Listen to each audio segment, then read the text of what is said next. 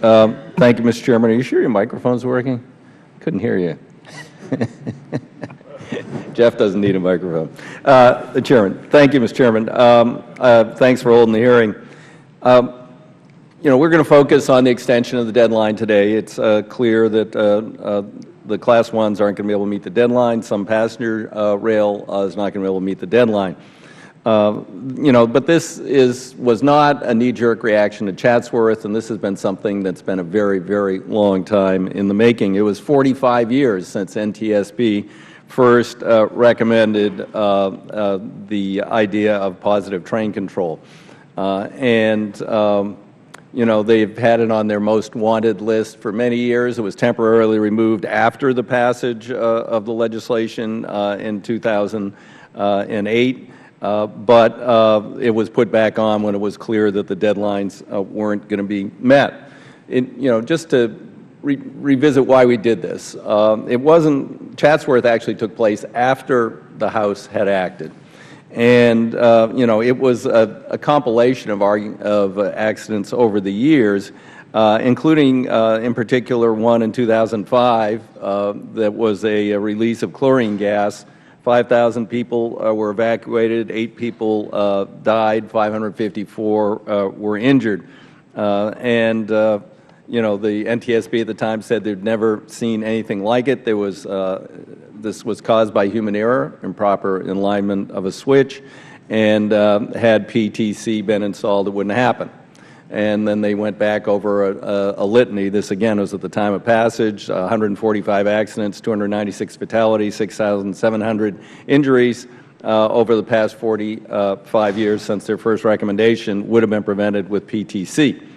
So we passed it. Chatsworth took place actually after House passage, which led the Senate to change its position. They started out, I believe, with 2018 as a deadline. They were pushing at the behest of the 2 California senators 2014, and we compromised on 2015 as something that could be achievable. Unfortunately, we aren't going to meet that deadline in many cases. Congress was helping some of the passenger rail folks with grants. The President's asked for $1 billion.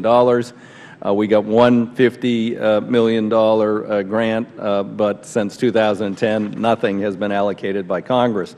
Now, for freight, it's a heavy expense, but it's something, at least it's a business expense. For passenger rail, nonprofit passenger rail, it's an expense which is hard to pass on to the customers, but that's pretty much what they have to do, or the local operating jurisdiction. So grants could be helpful, I believe, and we hopefully will hear more about that today.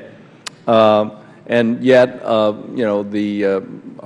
colleagues on the Appropriations Committee, who doesn't quite take the same view of these issues as we do, we're a little more enlightened on this committee, actually cut Amtrak's capital grants by $290 million the day after the accident, and among other things that those grants fund is positive train control, in addition to other critical infrastructure, which is likely to cause other accidents, derailments, bridge collapse, tunnel collapse. The system is decrepit, needs an incredible amount of investment.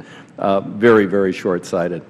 I'd observe that, we got a man to the moon after President Kennedy issued the challenge. It only took 8 years, and that was 1 year after the NTSB first asked for, positive train control. I know we can do it.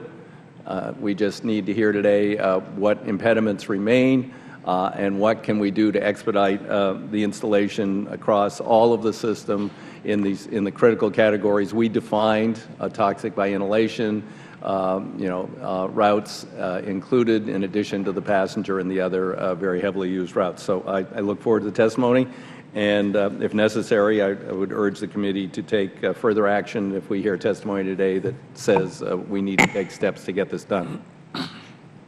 Thank you, Mr.